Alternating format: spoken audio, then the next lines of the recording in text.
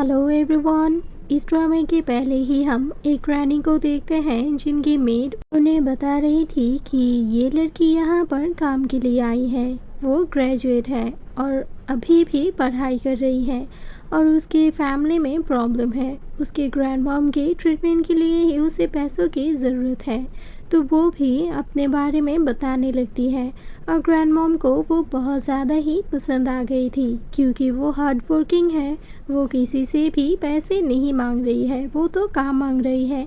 तो इसलिए grand mom उसे ये काम दे देती है और उसका सैलरी भी डबल कर देती है और कहती है कि तुम अब से यहीं पर रहकर काम कर सकते हो, तुम्हें कोई भी प्रॉब्लम नहीं होगी। तो वो बहुत ज़्यादा ही खुश हो जाती है और मेड उसे उसके कपड़े भी दे देती है और आके कहने लगती है कि तुम जाओ और यंग मास्टर की कमरे को थोड़ा सा सजा दो ताकि वो आके सो सके। तो वो खुश हो जाती है कि पहले दिन ही उसे काम मिल गई है। तो वो थैंक यू कहने लगती है ग्रैंड मॉम को और कहती है कि मैं बहुत अच्छे से क्लीनिंग करूँगी। जब मिस्टर ई चैंग के कमरे को क्लीनिंग कर रही थी तभी मिस्टर ई चैंग वहाँ पर आ जाते हैं, जो कि बहुत ज़्यादा ही ड्रंक था और सोचता है कि शायद इस बार भी ग्रैंड मॉम मेरे लिए एक लड़की को भेजा है।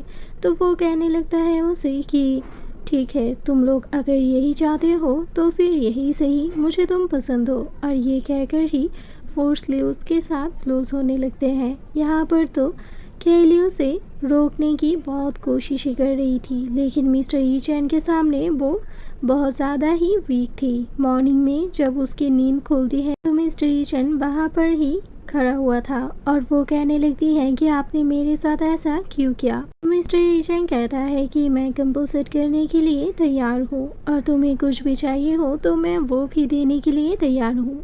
तो वो उसके पैसे उसके मुंह पर ही मार के कहती है कि मुझे ये कार्ड नहीं चाहिए, मैं तो यहाँ पर जॉब के लिए आई थी, लेकिन आपने मेरे साथ गलत किया है। और वो जाने लगती है तो मिस्टर ई चैंग उसे रोकने की कोशिश कर रहे थे और तभी उसके वॉलेट पर उसके और उसके बॉयफ्रेंड के पिक्चर देख के कहता है कि इसे तो भूल ही जाओ क्योंकि तुम मुझे पसंद हो और मैं चाहता हूँ कि तुम्हारी लाइफ में मेरे बिना कोई भी और नहीं हो। और ये हमेशा याद रखना कि मैं तुम्हें कभी भी किसी के साथ नहीं देखना चाहता। ये सुनकर वो दौड़ के वहाँ से आ जाती है और नीचे आकर ग्रैंड मॉम को सब कुछ बता देती है।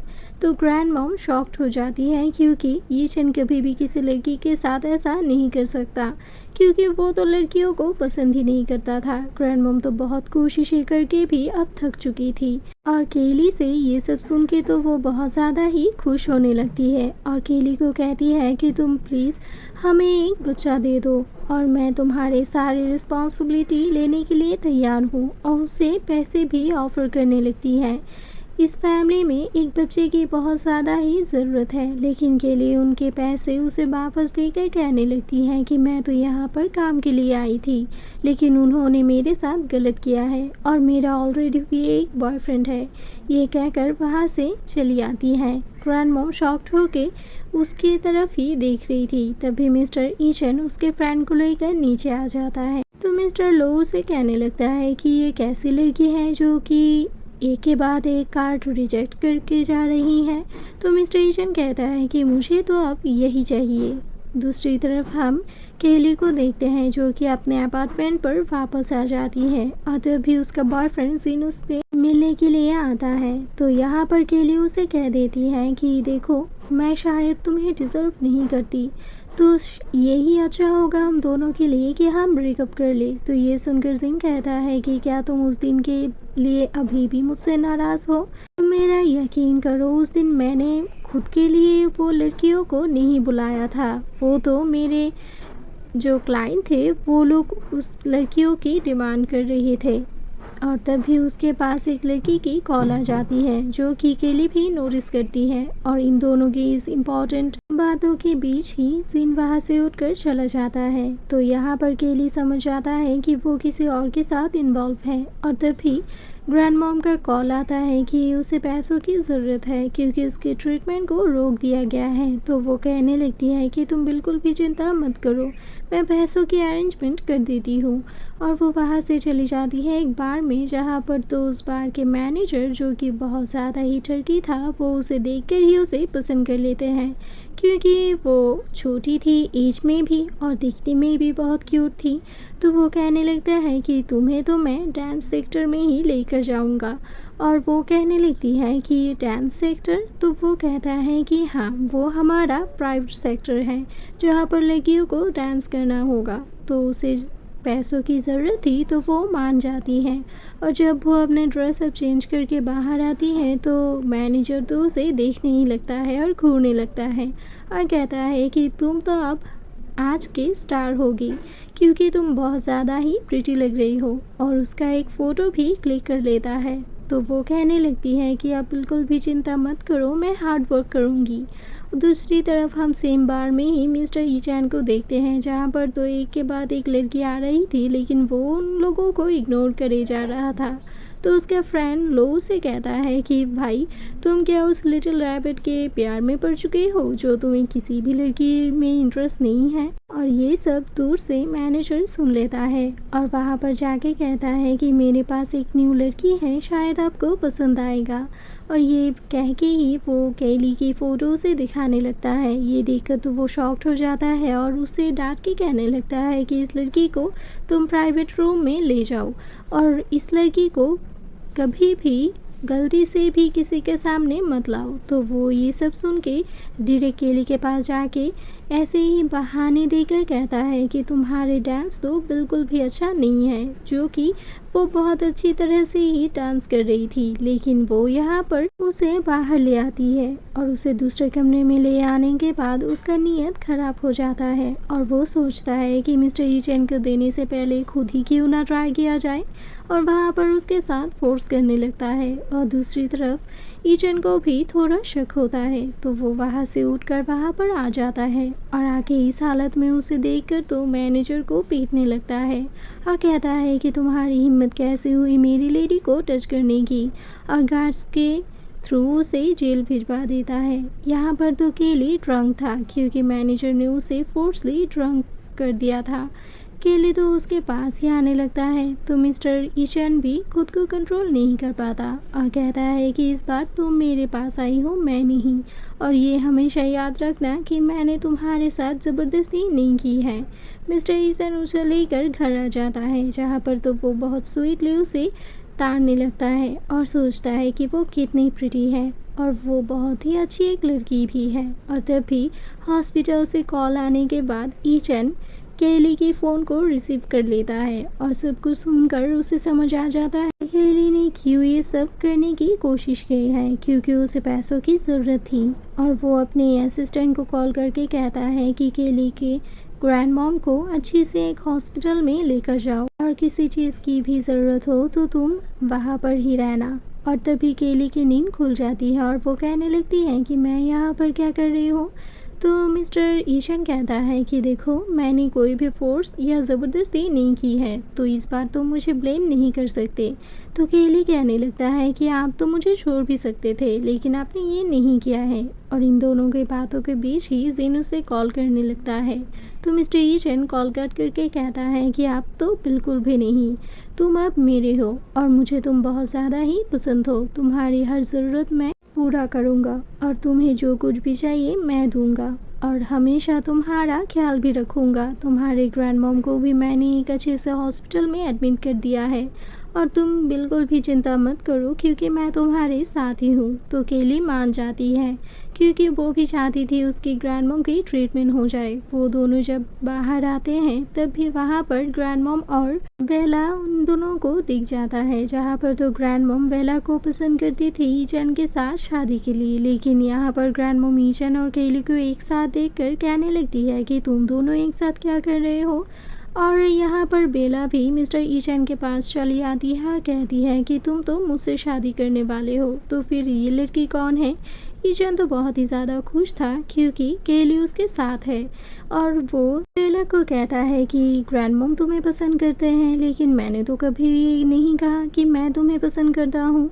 और इन दोनों की बातों के बीच यहाँ पर केली कहने लगती है कि मैं तो यहाँ पर गलती से आ गई थी, एक्सीडेंटली, कोई नहीं, मैं यहाँ से चली जाती हूँ। और वो वहाँ से चली आती है और वो जब अपने अपार्टमेंट पर आती है तभी जिन वापस उसके साथ फ्लर्ट करने लगता है, लेकिन केली उसे मना कर देती है और कहती है कि देखो, हमने ब्रेकअप कर लिया है ऑलरेडी, तो तुम मुझे फॉलो करना बंद कर दो। तो जिन कहता है कि मुझे पता है कि तुम्हें पैसों की कितनी ज़रूरत है, एक फ्रेंड होने के नाते ही तुम्हें इतना हेल्प तो कर सकता हूँ। मुझे एक न्यू प्रोजेक्ट मिला है और तुम चाहो तो इसमें काम कर सकते हो ताकि ग्रैंड मॉम की ट्रीटमेंट कर सको। ये सुनकर वो खुश हो जाती है और कहती है कि क्या सच में तुम मुझे हेल्प करोगे। तो वो हाँ कह देता है और उसे लेकर उस क्लाइंट के पास चला आता है, जहाँ पर तो वो दोनों बातें कर रहे थे तभी क्लाइंट वहाँ पर आ जाता है और कहने लगता है कि क्या तुमने उस लड़की को लेकर आ गए हो। तो मिस्टर जिन यहाँ पर कह देता है कि हाँ, यही वो लड़की है जो हमारे साथ इस प्रोजेक्ट में काम करेगी।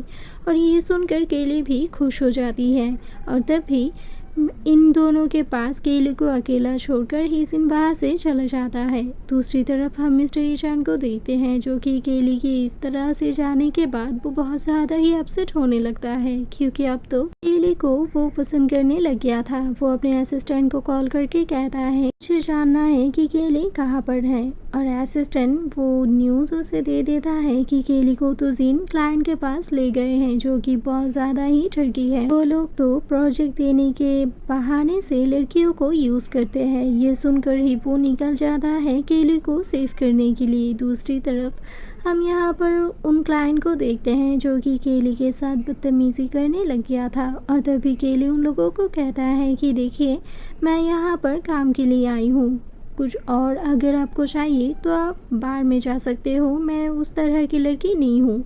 तो वो लोग कहने लगते हैं कि लेकिन हमें तो उस तरह की लड़की ही पसंद है। और तभी मिस्टर ईशन वहाँ पर आ जाता है और कहता है कि मैं भी तो देखूँ किसे कौन पसंद है, और कहने लगता है कि मेरी लेडी को टच करने की हिम्मत तुम लोगों को किसने दिया है।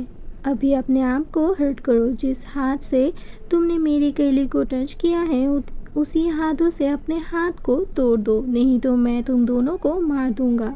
ये सुनकर तो केली भी घबरा जाती हैं, लेकिन यहाँ पर ईशन कहता है कि तुम बिल्कुल भी घबराना मत, क्योंकि मैं यहाँ पर हूँ ना, और यहाँ पर तुम प्रोजेक्ट के लिए आई हो ना, उन लोगों के सबसे बड़े प्रोजेक्ट में तुम ही काम करोगे।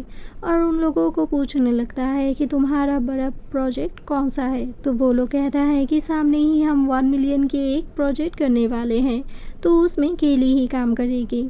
और यहाँ पर वो अपने हाथों को खुद ही तोड़ कर कहता है कि मिस्टर ईशन, अब तो आप हमें छोड़ देंगे, हम बिल्कुल भी नहीं जानते थे कि केली आपकी वुमेन है, हमें प्लीज़ माफ़ कर दीजिए। तो केली भी कहती है कि प्लीज़ उन लोगों को माफ़ कर दो, बहुत हो चुका। तो मिस्टर ईशन भी उसे लेकर कार में आ जाता है और ये सोच के अपसेट हो जाता है कि वो फिर से जीन के पास गई हुई थी। तो यहाँ पर वो सोचती है कि मिस्टर ईशन शायद बहुत ज़्यादा ही नाराज़ हो चुके हैं, तो वो उसे काम डाउन करने के लिए उसे किस करता है और वहाँ पर वो दोनों फिर से कुछ टाइम स्पेंड कर लेता है। ईशन यहाँ पर उसे कहता है कि देखो, मैं नहीं चाहता कि तुम किसी और के पास जाओ, क्योंकि अब तुम मुझे पसंद हो और मैं चाहता हूँ कि तुम मेरे साथ ही हमेशा रहो और मैं तुम्हें वो सब कुछ दूंगा जो तुम्हें चाहिए। केली भी सोचने लगती है कि पहली बार किसी ने उसका इतना अच्छे से ख्याल रखा है। वो तो यहाँ पर उसे लेकर एक अपार्टमेंट पे आ जाता है और उसके पैरों में चोट लगी थी, तो मिस्टर ईशन अपने हाथों से उसको मेडिसिन भी लगा देता है। केली सोचने लगता है कि ये आदमी तो ऊपर से ही खड़ूस दिखता है, लेकिन अंदर से वो बहुत ज़्यादा ही सॉफ्ट और काइंड हार्टेड है। ईशन उसे पूछने लगता है कि क्या तुम ठीक हो, और केली कहती है कि हाँ, आप हो ना मेरे साथ, तो मुझे क्या होगा।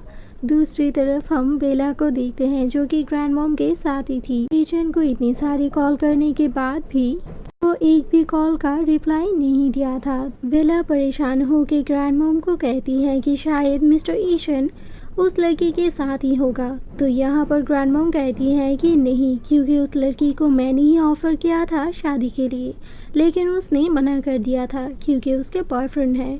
तो फिर वो इतनी सारी मनी क्यों रिजेक्ट करता। अगर उसे इस फैमिली की डॉटर इन लॉ ही होनी होती तो वो मान जाती है। दूसरी तरफ हम कैली को देखते हैं जो कि मिस्टर ईचैन के लिए ब्रेकफास्ट अपने हाथों से बना कर ले आती है। मिस्टर ईचैन उसे कहता है कि तुम अब से मेरी पर्सनल असिस्टेंट होकर काम करोगी। वो पहले तो हिचकिचा रही थी लेकिन मिस्टर ईचैन कहता है कि तुमने मुझे प्रॉमिस किया था कल कि मैं जो भी कहूँगा तुम मेरी बात को मानोगे। तो वो हाँ कह देती है। मिस्टर ईचैन इससे बहुत खुश होता है और उसे किस करके कहता है कि मुझे ऐसा ही एक लड़की चाहिए जो कि मेरी हर बात को माने, और बहुत स्वीटली उसके किस करके कहता है कि मैं तुम्हें बहुत पसंद करती हूँ।